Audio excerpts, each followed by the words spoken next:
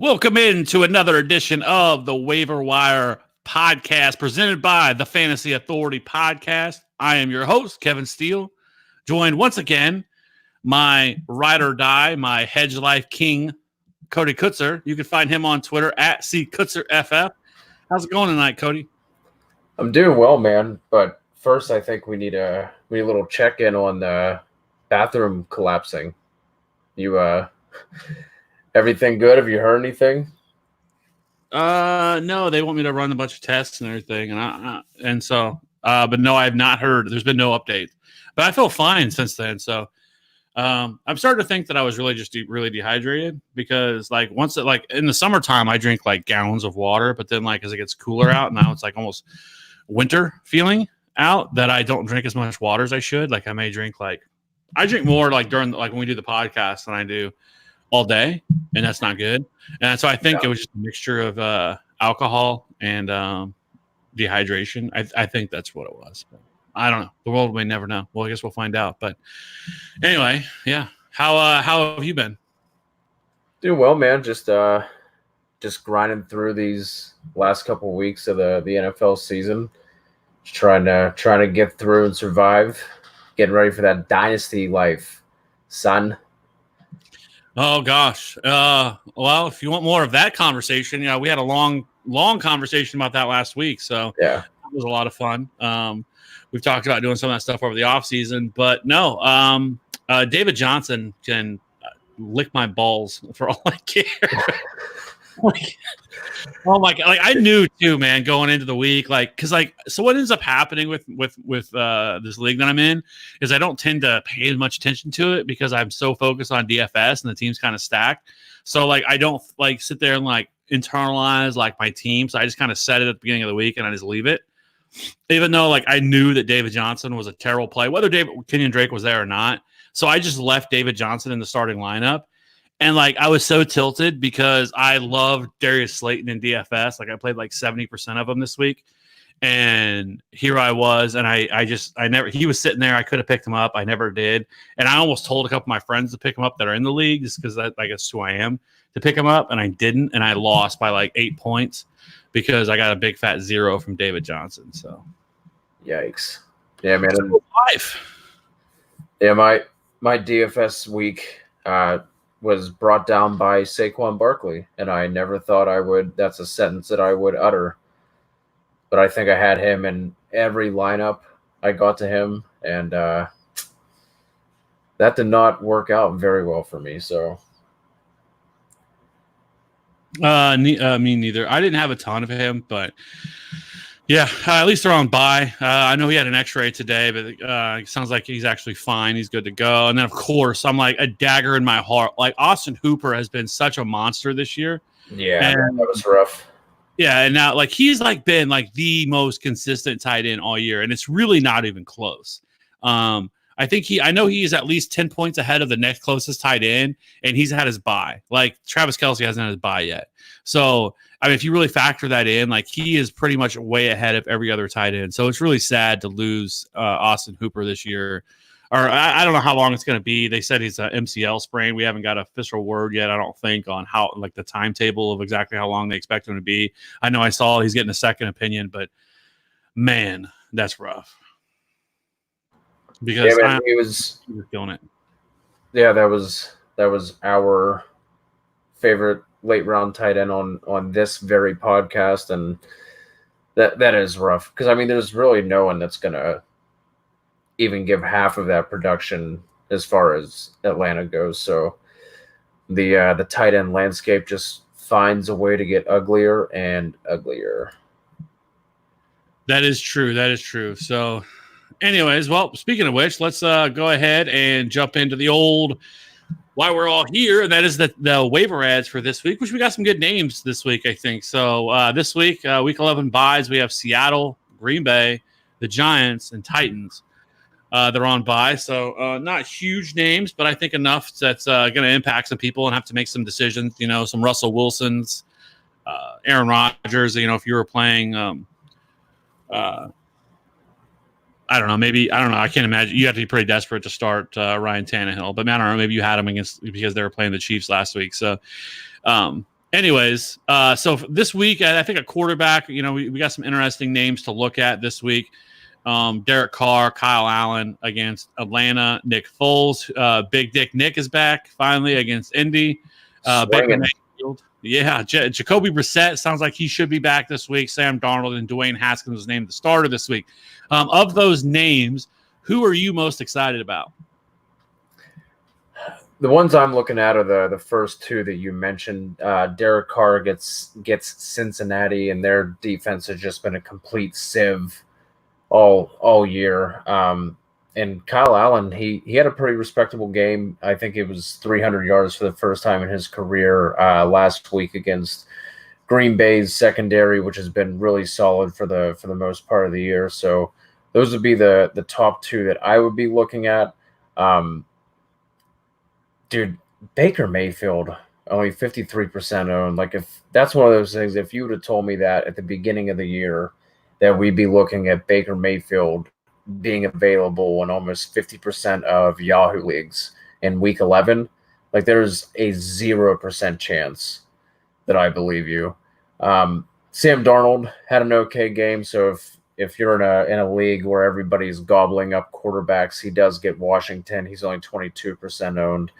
Who are your favorite plays here, Kev? Is there anyone else that you're looking at?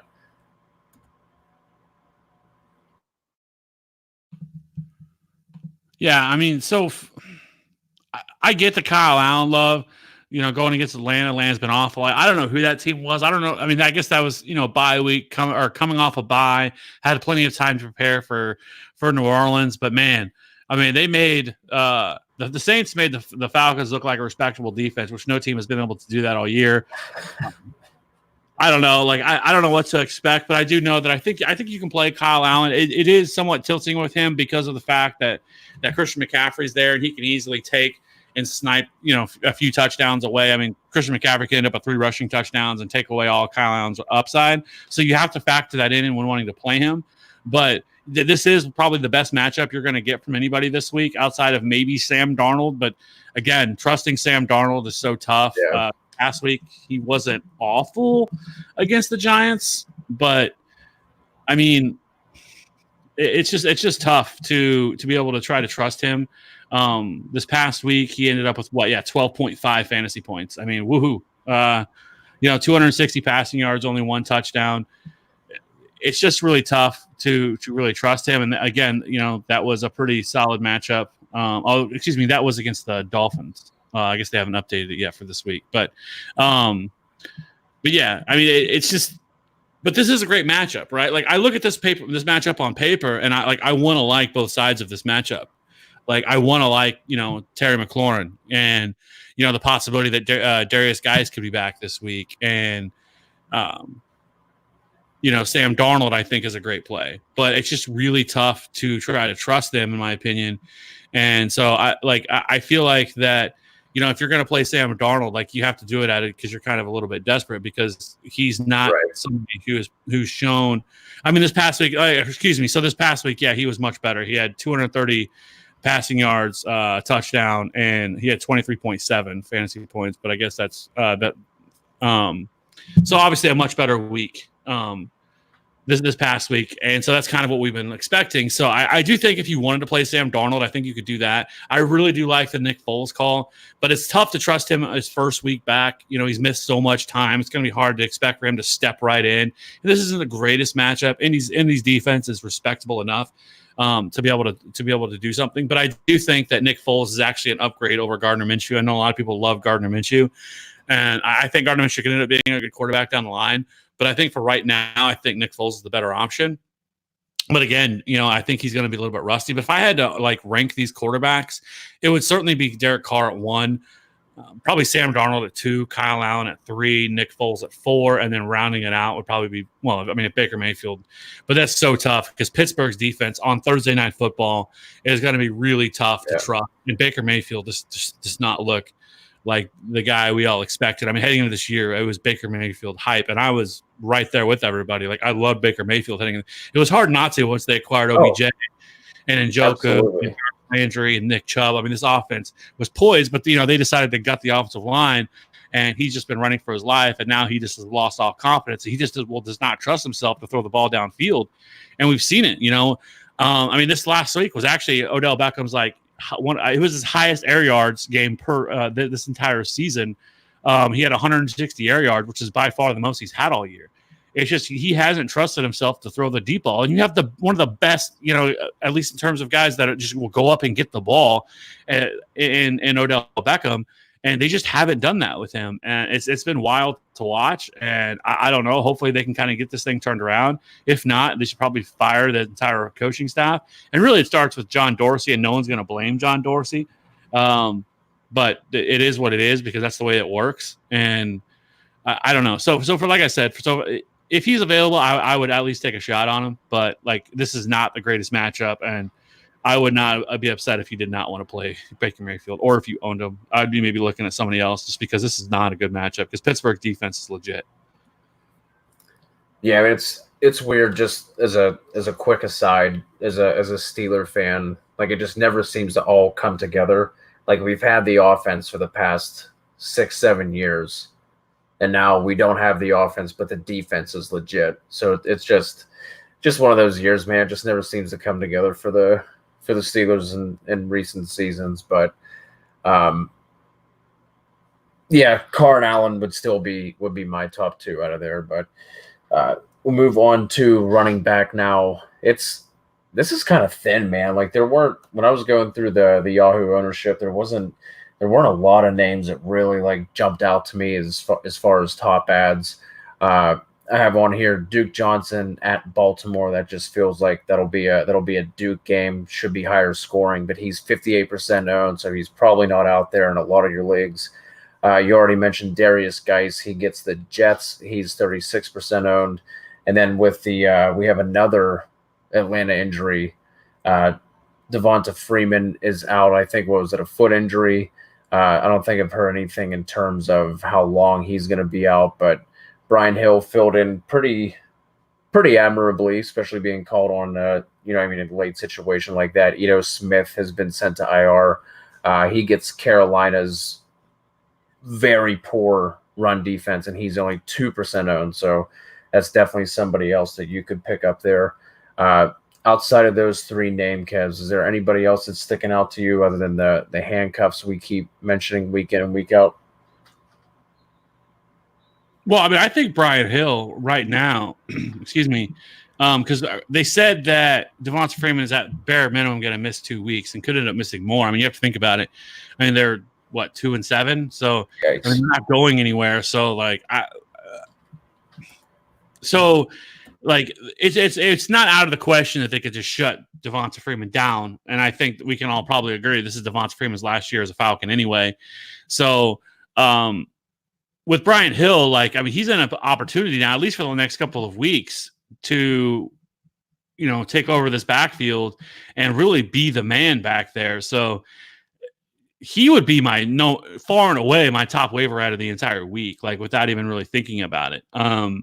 Just because I think that, he's somebody that could both catch passes out of the backfield and, carry the rock. So, I mean, I think expecting a 60%, touch share, I think is relatively in play.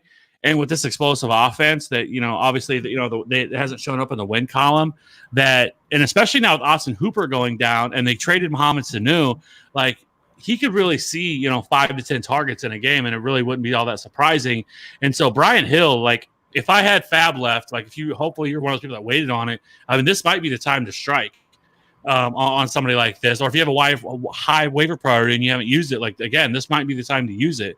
So, I mean, I think picking up Brian Hill and really allocating a lot of your funds, I think, is the way I would want to do it. Darius Geis would be another one.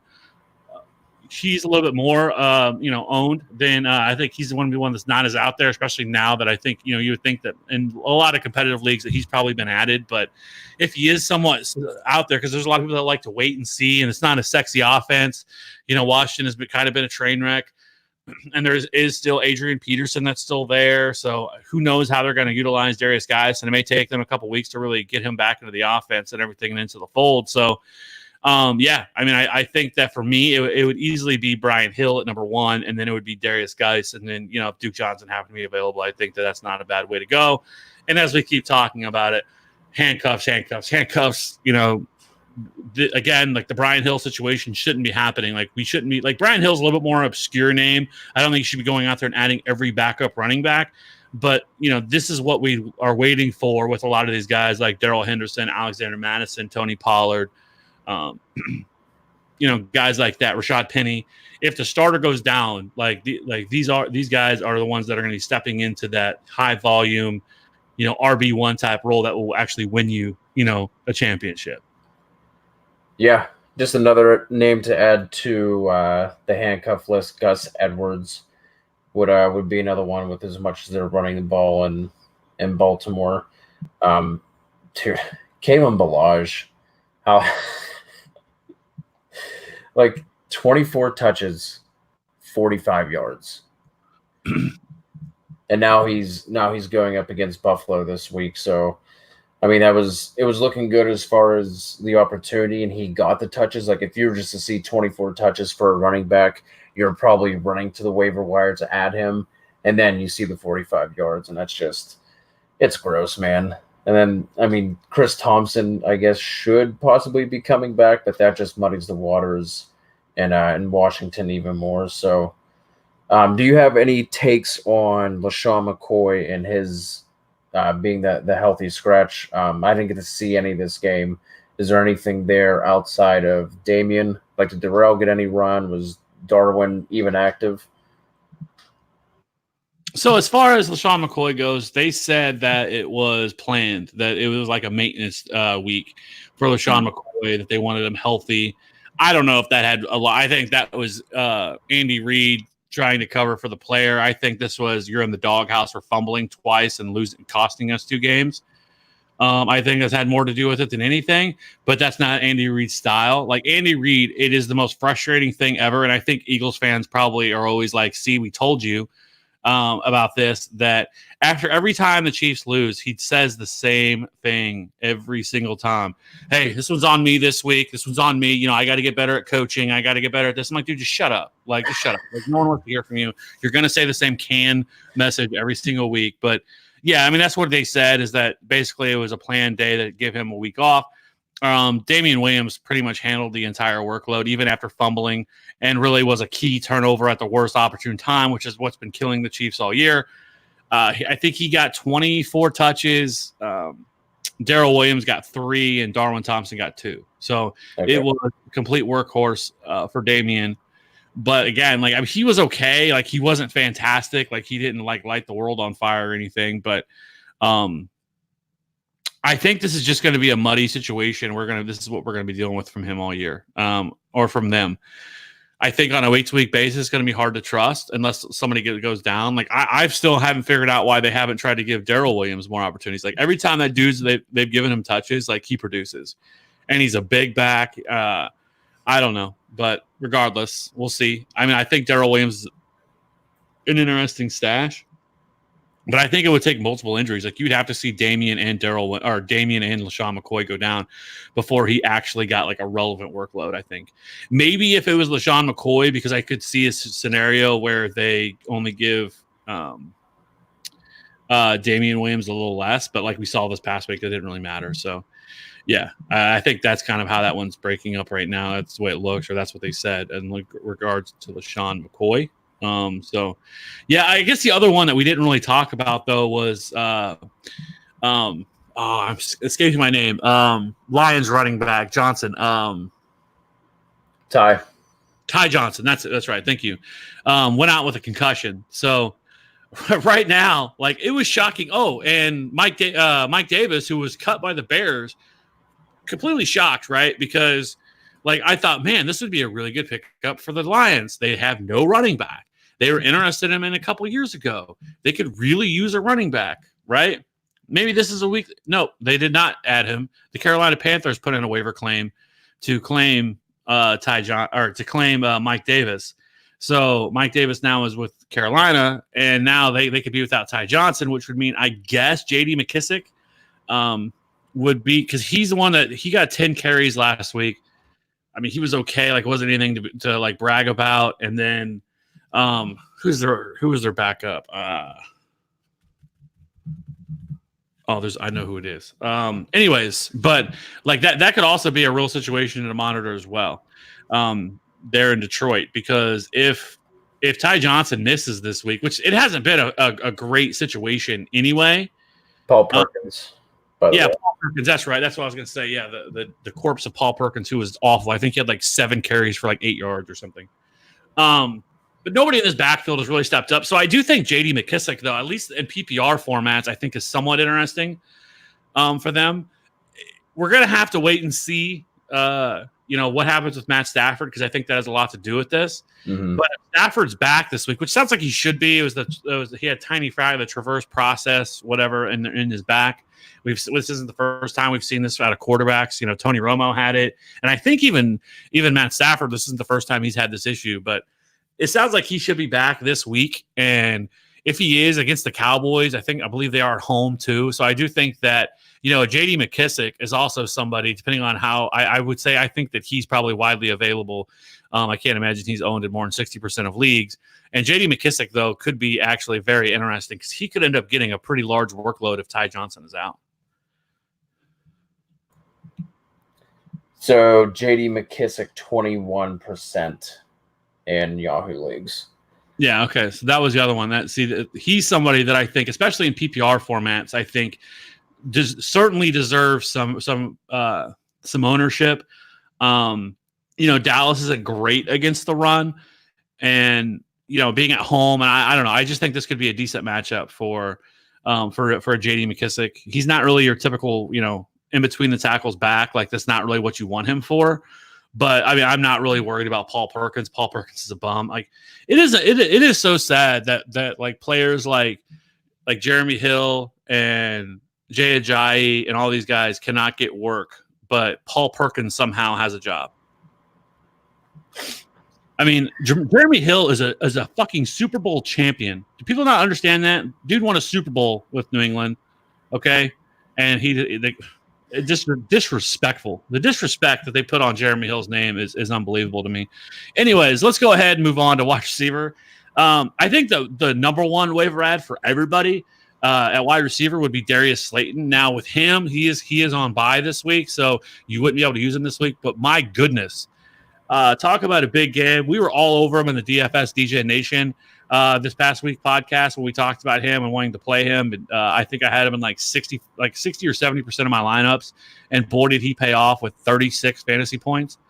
So, I mean, Darius Slayton went off this week. It's about time, and he might very well be their best wide receiver. The only problem is, I think once they come back off bye, you very well could see Sterling Shepard return, and that could put a hankering on his upside, especially in this offense. But I don't know. I do think that at least if you're looking for a wide receiver, you're needing a wide receiver, you're desperate at wide receiver, a flex option, I think Darius Slayton could be an interesting one.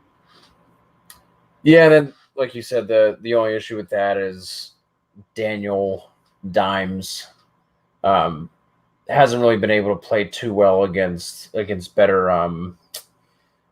competition, better defenses. When they come off the bye, they're at Chicago and then they're home with Green Bay. But 14, 15, 16, they do get Philly, Miami, and then Washington. So, I mean, that could even be a scenario where you don't even have to pick him up this week or next week.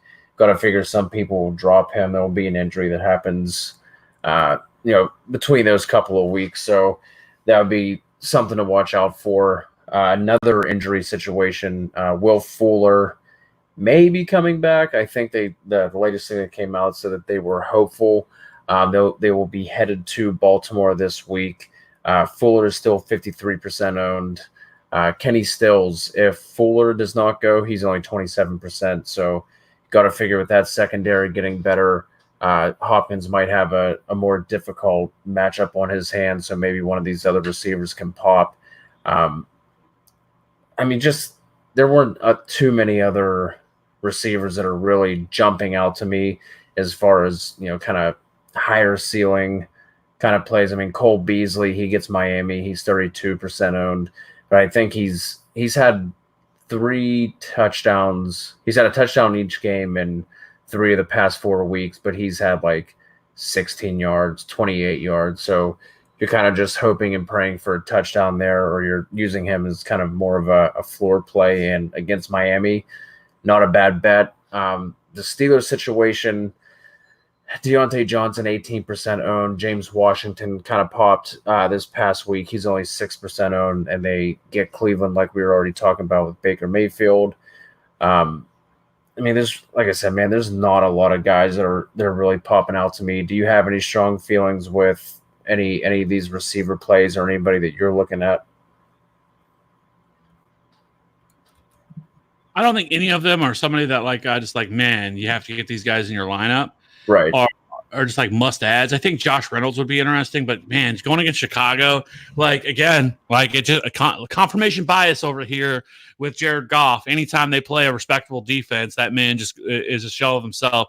And I thought it was hilarious once they put Blake Bortles in. Everyone thought maybe Jared Goff got hurt. No, they said it was like he said it was that was in the game plan. I'm like, really? You just plan to pull your starter out and put in Blake Bortles? Okay, yeah, we believe you. Like I don't know, like Jared Goff is Jared Goff, and if they don't have an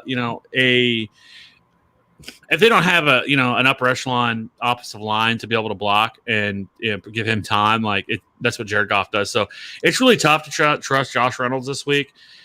Again, if you're desperate, I think he's probably one of the better options. I think Deontay Johnson is another one that I would have a lot of interest in against Cleveland. Cleveland doesn't have, the world's greatest secondary. So, yeah, I think you could go there. Things kind of tend to go sideways on Thursday night matchups. Another one that it doesn't make you feel good, but Demaryius Thomas is getting targeted. Is consistently seeing targets. In 3 of his last 5 weeks, he scored double-digit fantasy points. He's coming off a week last week where he went 6 for 84. He just hasn't found the end zone. He did have 14 and a half fantasy points last week. He gets Washington this week, Oakland, Cincinnati, Miami. And then things get a little tough the last couple of weeks. But man, I don't know, like Demaryius Thomas, is at least somewhat intriguing in this situation. In this offense, because they don't really have it's Jamison Crowder and Robbie Anderson to some extent, and then Demaryius Thomas. Demaryius Thomas continues to see targets like this. I think he's somebody that's worth taking a look at least. Again, don't feel great about it, but with this schedule and everything, and if he's going to continue to see these kind of targets, I think he's at least an interesting name to watch. Past that, maybe a Chris Conley if you had to play, again, with Nick Foles back, I think this makes him a little bit more respectable, but I don't know. I think you feel like probably D.D. Westbrook will probably be back. And so, he's now like the 3rd or 4th wide receiver. So we'll have to see how things turn out with Nick Foles. This is a little different now, now without Gardner Minshew back there. So everything that, we talked about what these guys have done before then, it's time to kind of throw that out of the water a little bit because we don't really have any data to go off of. We have like a quarter against the Chiefs and, or a half until Nick Foles got knocked out. So that's going to be something interesting to monitor. But again, I don't think you can trust Chris Conley on a week-to-week basis, but just for this 1 week, if you had to, I don't know. I guess you could go there.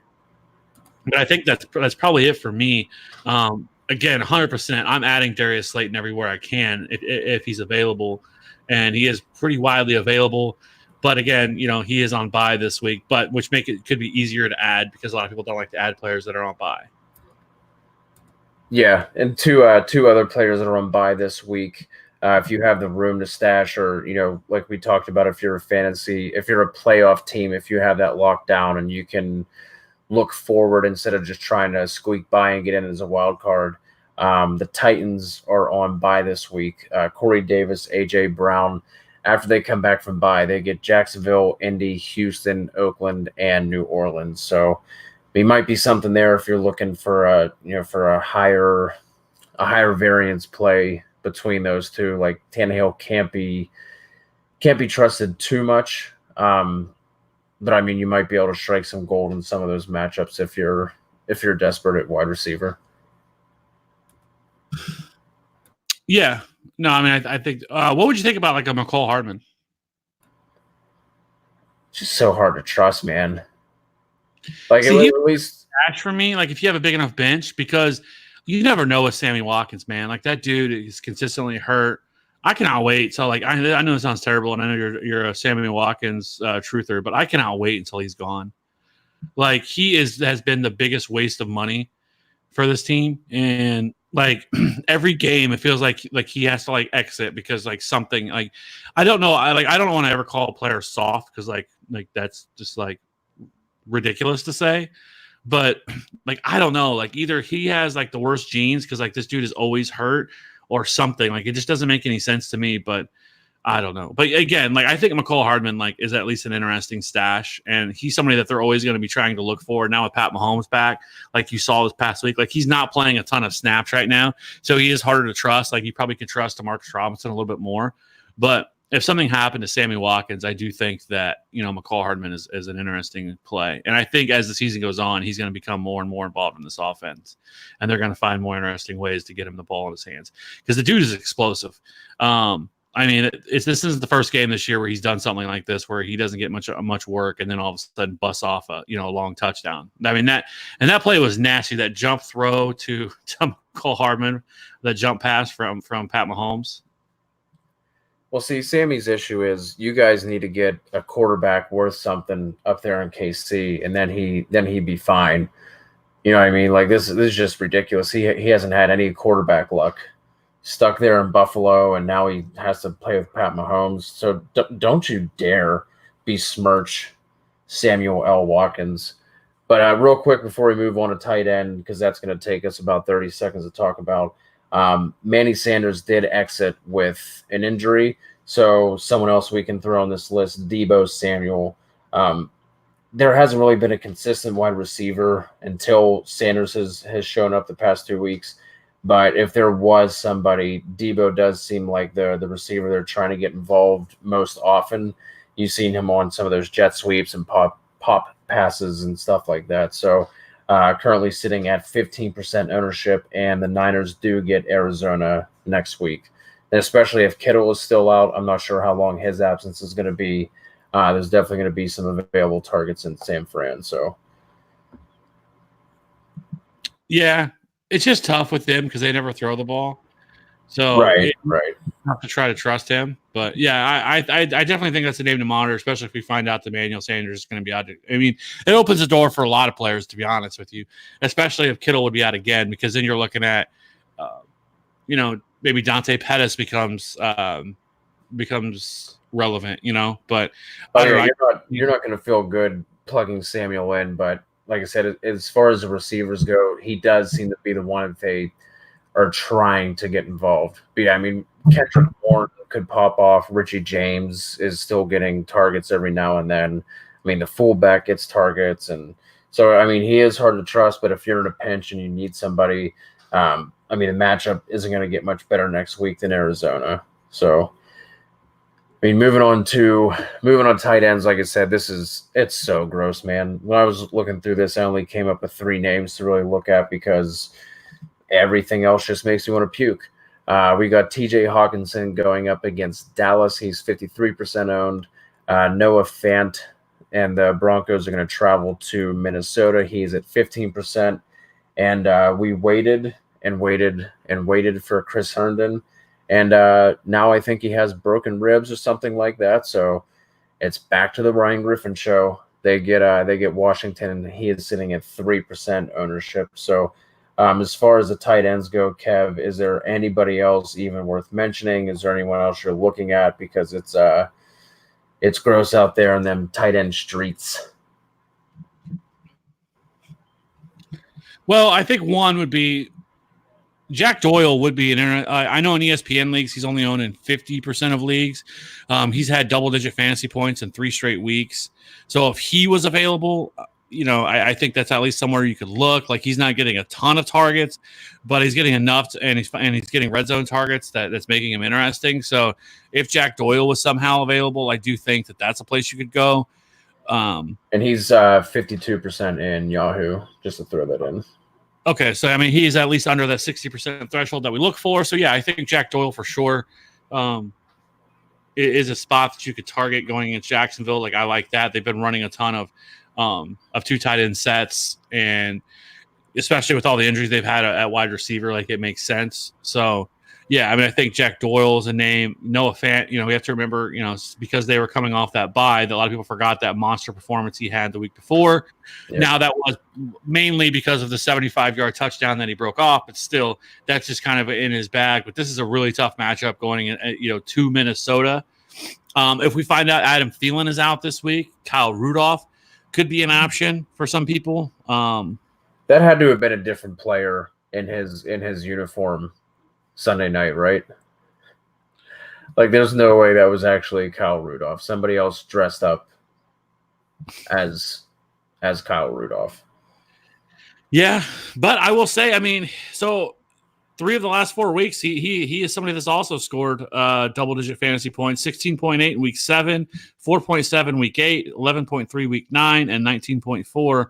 And he's got 4 touchdowns over those last 4 weeks as well. So, yeah, I don't know. It's crazy. They decided to all of a sudden get him involved. But if Adam Thielen is out, I think there's going to be a lot of attention again on Stephon Diggs and Dalvin Cook. So Kyle Rudolph is also another name that I think that you could easily and Denver historically has always been not very good against tight ends. So, yeah, I mean, I think Kyle Rudolph is another way you could go. I don't mind Ryan Griffin. TJ Hawkinson, we get excited about somebody, to start the year, and then this kind of hasn't really done a whole lot since. Like I said, man, it is gross out here. Yeah, I mean, you have like Mike Gesicki, who is very unpredictable. He has 15.5 the week before, and then this week he has 3.8. It's just kind of, but you're also, trusting somebody that plays for the Dolphins. And now they get Buffalo this week as well. Yeah, obviously less than ideal. Irv Smith is continually getting targets as well over this time span. I mean, he's had at least 4 receptions in 3 of his last 4 games. He has not found the end zone, so that is probably the one thing that's holding him back. But man, I'm gonna be honest, we're not looking for a ton from tight end. Okay, like you get 5 to 7, and you're pretty fucking happy about it, to be honest with you, for tight end. So, with that being the case, would you look at Tyler Eifert at all? 8% ownership in Yahoo leagues, and they are at Oakland. Yeah, I think that's, I mean, again, we're not looking for a ton in regard to tight end, they find the end zone, you're fucking pants off, boys, pants off. Like if they find the end zone. So yeah, I mean, if he's available, I mean, Nick Boyle has been somewhat relevant the last couple of weeks because of how many tight ends, which makes sense because of all the big heavy packages they run and everything else, because they're such a run heavy team that they have all these tight ends on the field so much. So those are the guys who are seeing so many targets. It's tough to trust because, you have Mark Andrews, you have Hayden Hurst, and you have Nick Boyle. But I mean, again, this past week, what do you have? 11.6, I think, is what he had this week. So I don't know. I mean, I wouldn't feel great about it. You'd have to be pretty desperate to get that low. But, and can we talk about O.J. Howard? Finally, O.J. Howard has a week, right? They come, and I mean, you love to see it, He finally comes back. And to be honest, he's somebody that's not on your list. And on ESPN leagues, he's only owned in 44% of leagues. So yeah, and he's at 40% in Yahoo leagues. So he might be the top waiver. He might be in that top 5 waiver ad for that big performance yet. I mean, with this, if they finally actually start utilizing him as a pass catcher, actually, I don't know, it took him all year, but dude, the crazy thing with him is with his name that was being floated around with the trade deadline trade talks, they wanted a good amount back in trade. So it's like they know what they have, but they're just not making any effort whatsoever of getting him involved, which is weird. It's like, yeah, we know we have this nice shiny toy, but it's just gonna sit there. Yeah, well, I mean, hopefully this trend continues with him because, I mean, this was by far his best game of the year. I mean, he 7 targets, 47 yards and a touchdown, which is crazy. We're excited about 47 yards and a touchdown, but I mean, for him though, but the thing that was the most encouraging, at least, was the 7 targets that he got. If that continues and we continue to see a trend like this, then OJ Howard is most definitely, in play. He was somebody that a lot of us had as a top 4, top 5 tight end heading into this year. I know I did, and has not really paid off. So a lot of people have given up on him. And maybe this is a 1 week type of thing, but I do think that being in one of the better offensives in the league, we know they're going to throw the ball a ton. I think adding OJ Howard, especially if you're like an Austin Hooper owner and you're really desperate at tight end, I think this is certainly a way you could go. Yeah, I mean, he's not much different than any other tight end, except of the ones we've mentioned, except he's definitely more talented and he's in a good offense. He's going to throw the ball a lot. So, I mean, I probably just left him off the list out of spite and wanting more from him. But yeah, I mean, after New Orleans, they get Atlanta, Jacksonville, Indy, Detroit, and then Houston to finish out the year. So he definitely deserves to be on the list. You made the list. So yeah, all right. So overall, how would you? What would be your top 5 waiver ads this week? Oh, Brian Hill, because he's looking at a legit 3-down role. He obviously has the least murky situation as well. Then I'd probably go Darius Geis at 2. Oh man, this is ugly. I mean, we just talked about him. Let me go OJ Howard at 3, even though I did not put him on the list. He is getting added in here at 3 for me. Alexander Madison at 4. And then we'll go Darius Slayton at 5 for a ceiling play. Okay. I would probably be somewhat similar. I would probably go Brian Hill 1, Darius Slayton 2, Darius Geis 3, J.D. McKissick 4, and O.J. Howard 5. I might go higher on O.J. Howard. I don't know. It would really depend on your situation. Obviously, that's different for everybody because if you're somebody you have a Hunter Henry, a Travis Kelce, something like that, you're not needing a tight end, right, then I'd probably be a little bit lower on him. It just really depends on your situation. But if you're an Austin Hooper owner, you can almost make a case it's Brian Hill than OJ Howard for you because just the tight end position is such a dumpster fire. And OJ Howard could go back to being a dumpster fire at any moment as well. So that's a risky move. But overall, I think that's kind of where I stand. I think Brian Hill is an elite ad. And then I think the rest of them are kind of, pick your poison. And like I said, Darius Slayton could easily not have another game anywhere close to this the rest of the season. So, yeah. So I think that's where I stand. I love Brian Hill this week. I would allocate. We're getting pretty late in the year, so I would be looking to add 30-40% of my fab at the very minimum, and then a top waiver ad for sure for him. So, you got anything else?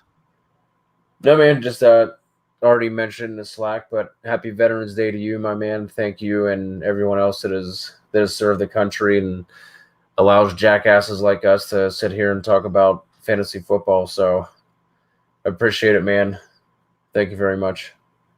No, I appreciate it. It was nice. Had a nice free lunch at there's a casino by my work that had a free buffet for veterans. So I went up there and had that for lunch. It was pretty good. So yeah, no, I was in the Navy. Good times, and so I appreciate it. And again, I shout out to all the other fellow veterans that might be listening to this, and hope you all had a great day. And we will be back again tomorrow night to. I think we are going to do our top plays at every position this week for week 11. We also have a very special guest on, former TFA member, Sam Holt. She does excellent work. So she's supposed to be on tomorrow night. So if you guys have any questions, be sure to jump in the old Slack chat and get them fired in there. And then, tune in tomorrow night and give us all your questions. We've been having a lot of good run lately with the live shows, getting people in there asking questions and everything else. So we really enjoy that. And again, Slack channel, free Slack channel, giving them out free Slack channel, So anyways, I hope everybody has a great night, and we will see you all tomorrow night for the start of week 11. We move quickly here. So everybody have a good night, and we'll